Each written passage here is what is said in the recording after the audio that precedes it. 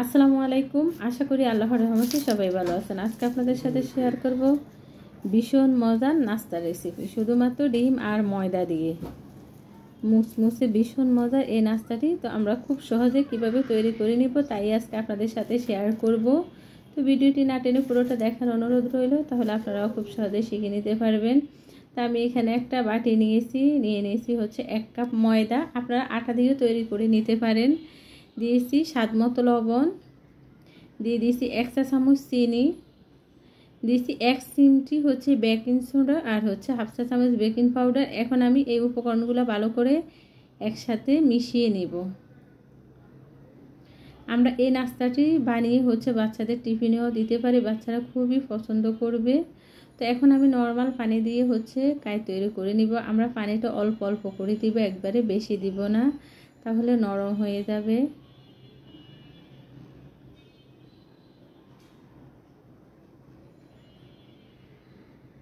এখানে আমাদেরকে কোনো তেল দিতে হবে না, শুধু আমরা পানি দিয়ে কাই তৈরি করে নিব। তা আমার হচ্ছে কাই তৈরি করা হয়ে গেছে। এখন এই কাইগুলো আমি 5 মিনিটের জন্য রেখে দিব। এদিকে আমি চুলার মধ্যে একটা পাতিল বসিয়ে দিয়েছি রান্নার রেগুলার তেল। এখন আমি দিয়ে দিব ডিম। তা আমি এই তেলের মধ্যে 2টি ডিম দিব।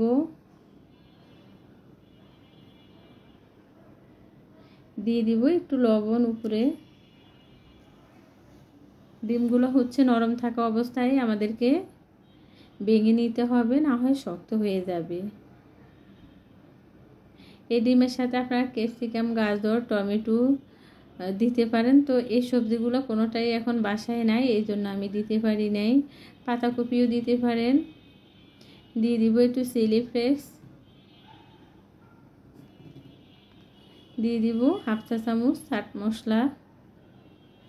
তা আমার হচ্ছে ডিমের ভাজিটা হয়ে গেছে। এখন আমি নামিয়ে রাখবো চুলা বন্ধ করে। তা আমি 5 মিনিট পরে কাইগুলো আবারও একটু মলে নিব।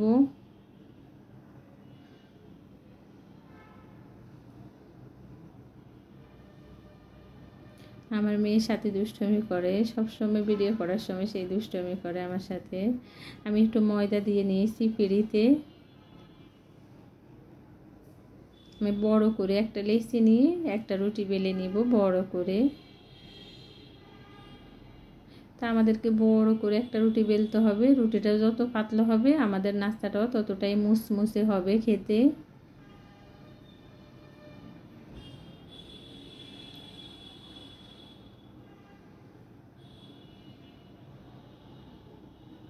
তা আমি বড় করে একটা রুটি বেলে নিয়েছি। এখন উপর থেকে তেল দিয়ে দিব কিছু ময়দা ছড়িয়ে। তা আমি হচ্ছে আমরা নর্মালি বাসায় যেভাবে পরোটা বানাই ওইভাবে বাস করে নিব, আর তেল দিয়ে দিব, উপরে ময়দা ছড়িয়ে দিব।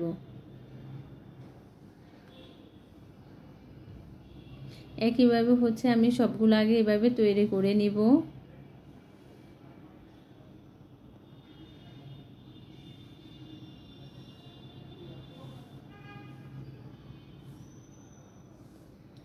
তো আমি আগে সবগুলো তৈরি করে নিয়েছি, এখন আমি বেলে নিব।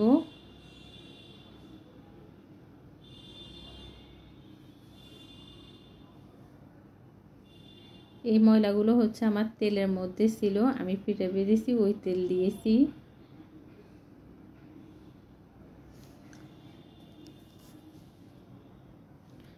তো বড় করে একটা রুটি বেলে নিয়েছি আমি। এখন ছুরি দিয়ে কেটে নিব। আমি 3 ভাগে ভাগ করে নিব।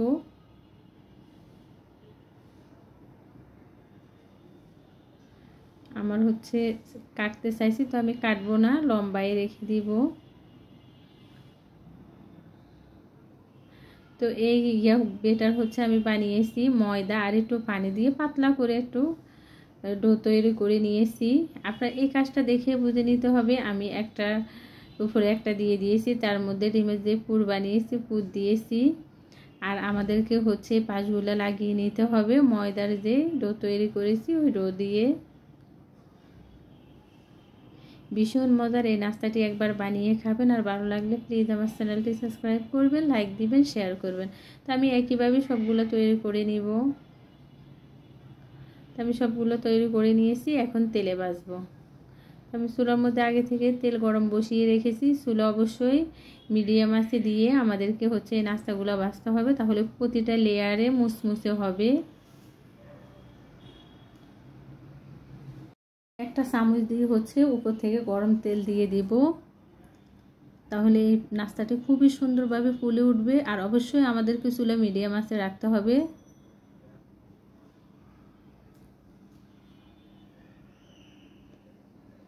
খুবই অল্প সময়ের মধ্যে এই নাস্তাটি তৈরি করা যায়। হঠাৎ করে বাসায় মেহমান আসলে আমরা একবারে অল্প সময়ের মধ্যে এই নাস্তাটি তৈরি করে দিতে পারি। তো খুবই অল্প উপকরণে এই নাস্তাটি তৈরি করা যায়। ডিম, আটা সবসময় আমাদের বাসায় দেখা যায় থাকে, আর খেতেও ভীষণ ভালো হয়। আমার বাচ্চারা খুবই পছন্দ করে এই নাস্তাগুলো, আর বাচ্চাদের টিফিনও আমরা খুব সহজে তৈরি করে দিতে পারি। তা আমি নাস্তাগুলো হচ্ছে উঠিয়ে নিব। আমার এই নাস্তাগুলো ভাজা হয়ে গেছে, খুবই সুন্দর কালার এসেছে। আমি একইভাবেই সবগুলো নাস্তা ভেজে নেব। আমার সবগুলো নাস্তা ভাজা হয়ে গেছে, দেখেন কতটা মুচমুচে হয়েছে,